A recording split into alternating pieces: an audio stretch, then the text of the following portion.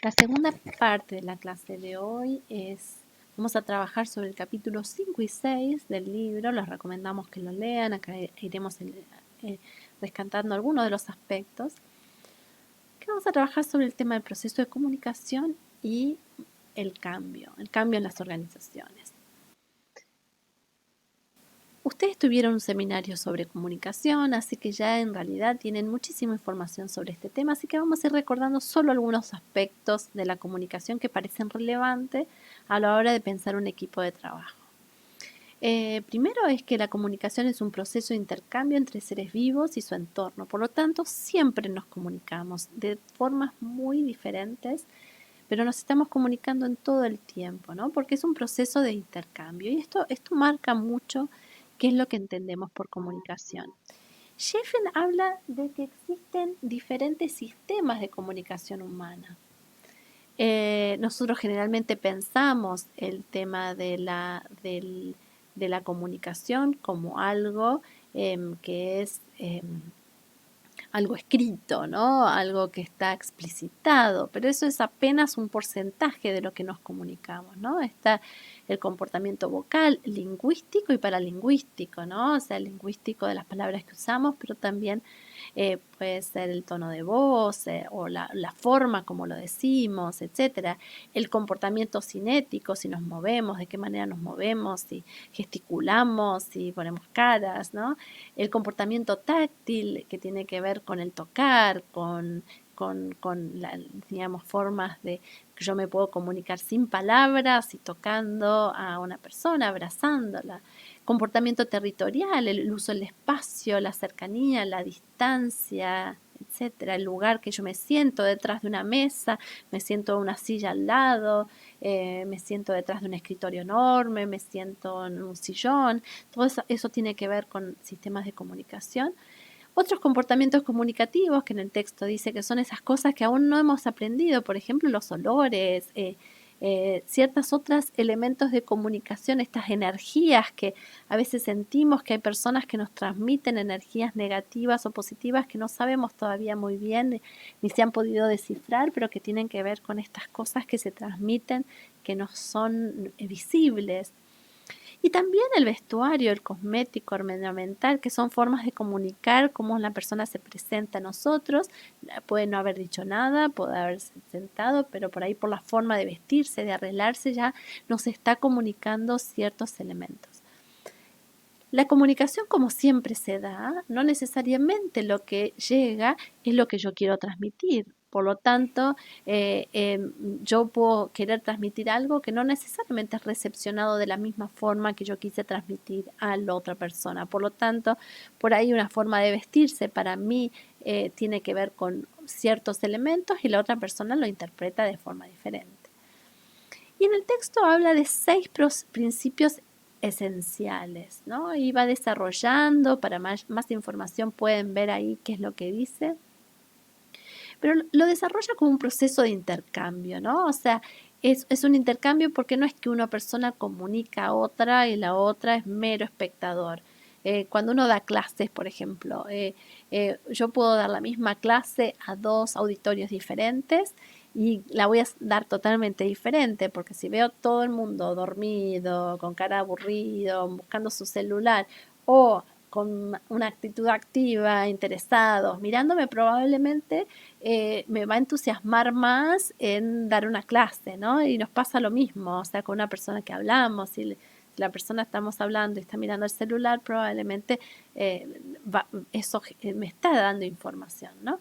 Y eso tiene que ver con un proceso de bucles, dice, ¿no? Como se va dando en un proceso que va y viene, pero cada vez se va modificando, no es que se va y viene sobre el mismo, sino que se va modificando. Y es un proceso codificado, donde hay códigos que supuestamente manejamos, pero que no necesariamente son comunes. Yo pienso que la otra persona interpreta los mismos códigos que yo estoy manejando y no necesariamente lo está manejando. Es un proceso situacional. Un chiste en un contexto puede ser totalmente distinto a un chiste en otro contexto. Pueden ser interpretados totalmente diferentes, ¿no?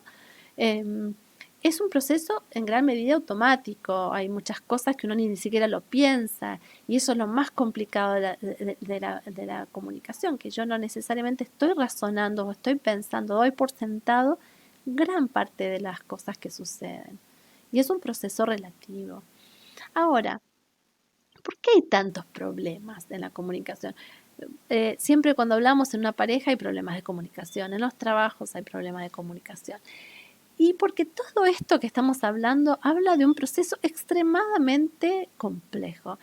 Y porque yo quiero dar una información y para eso utilizo códigos, doy por sentado ciertas formas de interpretar del otro lado, pero no necesariamente los que están del otro lado interpretan lo mismo que yo estoy queriendo decir.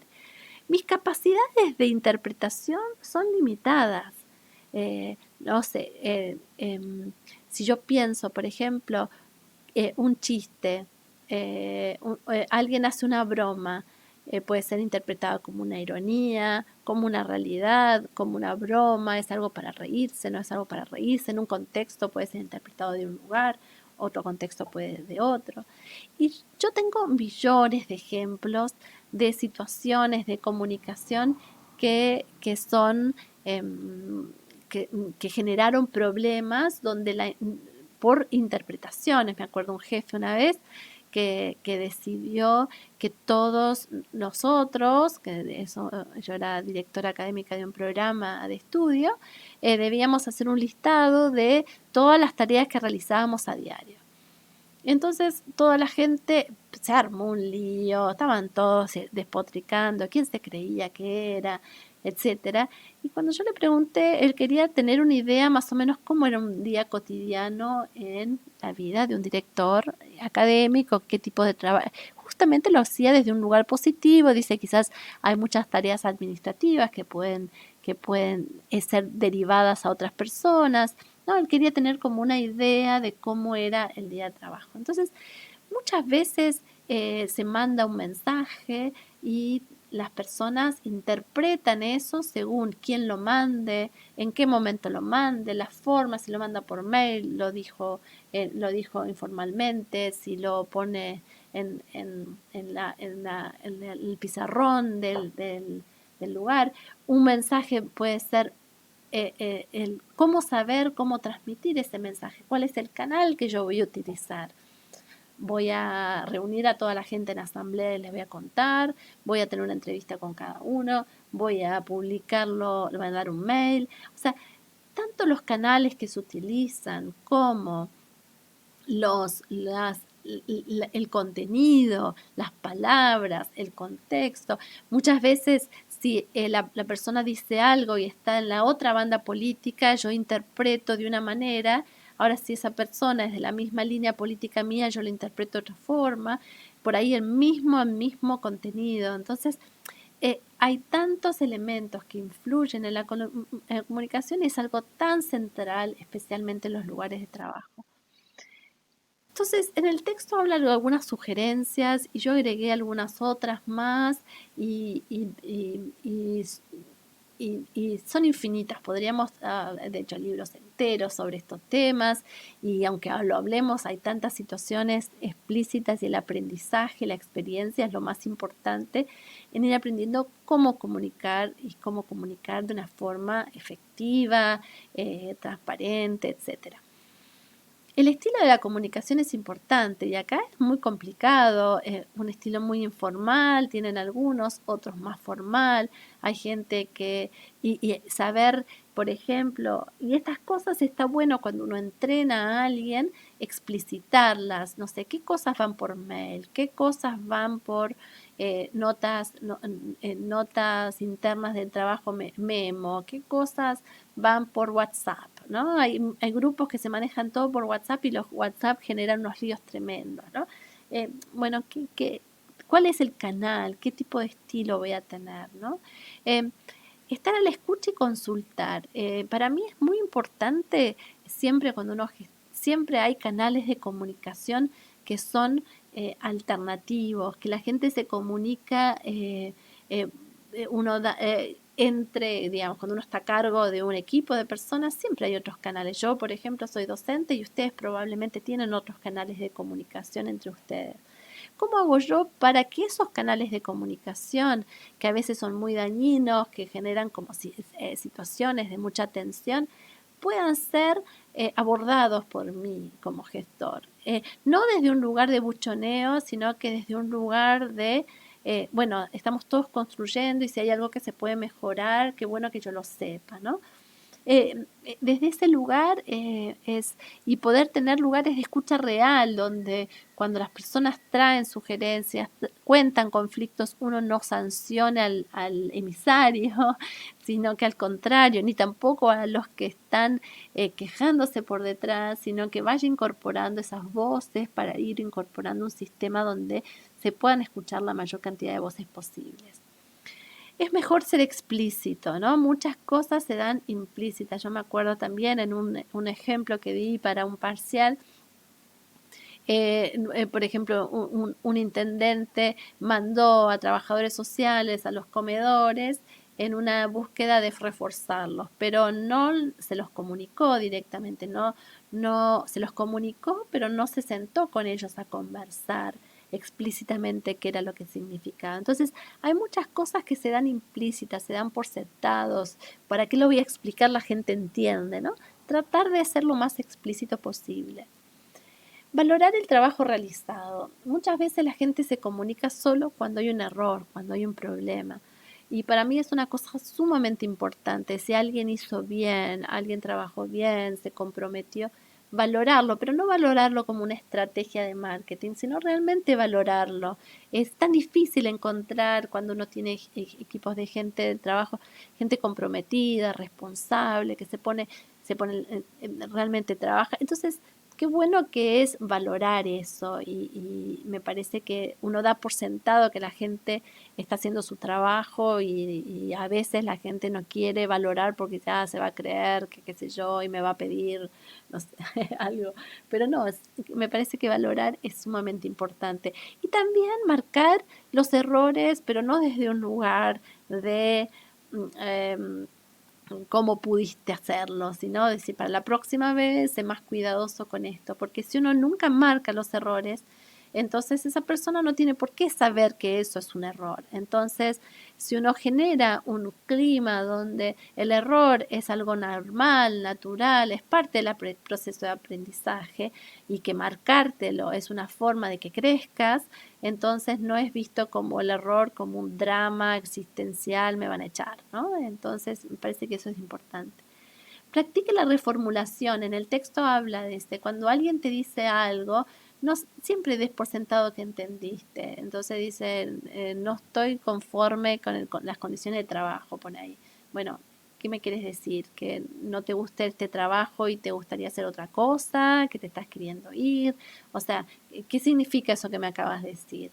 O si te dicen, no sé, no estás escuchando a la gente, a ver, ¿a qué te referís? ¿Qué sería escuchar? O sea, por ahí reformular los temas en vez de estar relacionado con el tema de escuchar y consultar, ¿no? Y prestar atención a las entrevistas a mí me parece central, que es un poco lo que habíamos dicho en el anterior, tener entrevistas periódicas como una forma también de ir viendo las necesidades de capacitación, pero también como una forma para ir teniendo la voz de las personas, porque muchas veces hay gente que no es escuchada, que tiene miedo, que no se acerca. Y pensar en espacios para hablar con cada una de las personas en distintos momentos, a veces fuera del lugar, o sea, como explícitamente, no solo porque hay un problema o algo, sino para ir viendo cómo se ha sentido, generar este ambiente donde el hablar y el comunicarse sea algo aceptado. Preguntas millones, ¿qué canales son explícitos? ¿Cómo se usan? ¿Cuáles son los canales de comunicación real? Hay conflictos en la comunicación. Acá habría una enorme cantidad de temas que podríamos pensar para la organización. El último capítulo del libro habla sobre el cambio en la organización y me parece que es interesante digamos, esta idea de decir es preciso que todo cambie para que todo siga igual, ¿no? Es una cita de Gato Pardo de Visconti diciendo en la idea de que el cambio es necesario. O sea, el cambio es necesario porque vivimos en un ambiente cambiante, ¿no? Entonces, los cambios pueden ser internos, externos, que tienen que ver con esta necesidad de irse adaptando a los cambios que ocurren fuera de la organización, de nuevas demandas, de nuevos tipos, de nuevas exigencias, cambios de gobierno, etcétera, pero también con cambios internos, de irse pensando a sí mismo para hacer mejor el trabajo. Y que tiene que ver con cuál es la teoría estrategia de qué puedo cambiar para mejorar el logro de mis objetivos. Y entonces, y esto me parece que es una idea central, siempre cuando hay un cambio, hay fuerzas que buscan la transformación y buscan la conservación. Siempre en un proceso de cambio van a ser fuerzas que estimulan ese cambio y fuerzas que lo van a resistir. Y eso ha sido a lo largo de toda la historia de la humanidad y siempre lo vamos a encontrar en una organización. También hay culturas organizacionales donde están más aceptados del cambio, la gente tiene más posibilidad de cambiar y otras que son mucho más resistentes al cambio. Y pensar el cambio como algo inevitable y muchas veces necesario va llevando a esta cultura organizacional de ir pensando los cambios, pero siempre teniendo en cuenta en que los cambios demasiado abruptos o demasiado rápidos o demasiado generan incertidumbre. Y esto me parece que es muy importante porque cuando todo cambia, a veces las organizaciones tienen la idea de que frente a un conflicto, un momento de crisis hay que cambiar todo, ¿no? Hay que hacer grandes transformaciones. Y a veces en los momentos de crisis es necesario conservar e ir cambiando de a poco. Esta sensación de cambios radicales siempre generan incertidumbre, miedo, y los miedos pueden generar otros comportamientos que dañan al equipo de trabajo para siempre. Y el cambio, como decíamos, muchas veces trae conflictos y crisis. El cambio puede ser la consecuencia de una crisis o puede traer una crisis en su interior, ¿no? Y hay algunas sugerencias que dicen en el texto que me parecen interesantes, comunicar los cambios en forma clara, algunas también de estas cosas las agrego yo, comunicar si se va a hacer un cambio, ser explícito. Ahora, por ejemplo, en esta situación de un cambio externo, un cambio ambiental sumamente fuerte, hay como todos rumores y miedo de que van a echar a todo el mundo, ¿no? Entonces, es muy difícil en algunas organizaciones cómo manejar eso porque en realidad nadie sabe muy bien, ni siquiera las personas a cargo de la gestión saben cómo va a evolucionar, por lo tanto tampoco pueden transmitir muchas certezas, ¿no? Me parece que esto es importante para irlo transmitiendo. Otra cosa que es importante también cuando se piensa en los cambios es ser respetuoso de los tiempos. Como decía antes, no todos aceptan, no sé, si uno dice, vamos a transformar todo el sistema de registro y vamos a llevarlo todo a un sistema digital. Va a generar muchísima resistencia. Entonces, pensar estos grandes cambios en etapas. Bueno, primero vamos a cambiar la ficha, pero vamos a hacer en papel. Después vamos a hacer esto, ¿no? Vamos a ir pensando en pasos de transformación para llegar a lo largo en esto. No pensarlo que es algo de un día para otro, porque eso genera mucha resistencia. Cuando hay transformaciones muy grandes, tratar de consensuarlas, ¿no? O sea, es muy difícil en ciertos momentos, porque no siempre todas las personas tienen, digamos, información, o no todas las personas tienen el mismo poder de frente a esa consensuarlas, a llegar a un consenso. Pero me hace acordar en una ONG que trabajaba, en un momento nos quedamos sin financiamiento y había que achicar los gastos. Entonces, eso es una decisión muy complicada. ¿Cómo achico yo los gastos? ¿No? O sea, ¿de dónde achico? Y nos sentamos todos y dijimos, mira, estamos en esta situación, tenemos que achicar gastos, a ver, sugieran. ¿Qué gastos podemos cortar? ¿Qué gastos son posibles de cortar y cuáles gastos no queremos cortar? Quizás podemos, o qué otras fuentes de ingreso podemos encontrar.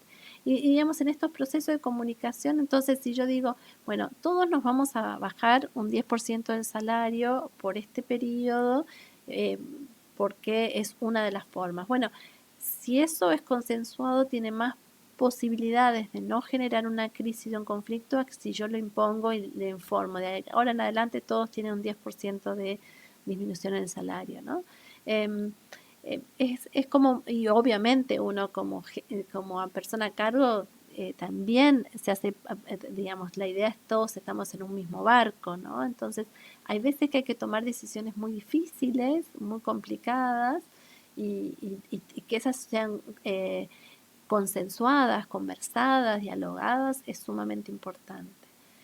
También pedir intervención externa, mediación, ¿no? Hay veces que los conflictos ya han llegado a una situación, no, no hay que esperar a que esté todo, se pudra todo, donde el área A no conversa con el área B, donde el jefe no se comunica con no sé quién, donde está subdividido el grupo en dos, y no hay situaciones de conflictos en las organizaciones que está todo paralizado, ¿no? Está todo entonces, por ahí mediaciones externas pueden ser útiles. Los cambios de gobierno en las oficinas de gobierno son dramáticos, son a veces casi, digamos, como trágicos, ¿no? Porque generan tantos cambios que a veces generan demasiadas incertidumbres y eso paraliza el trabajo.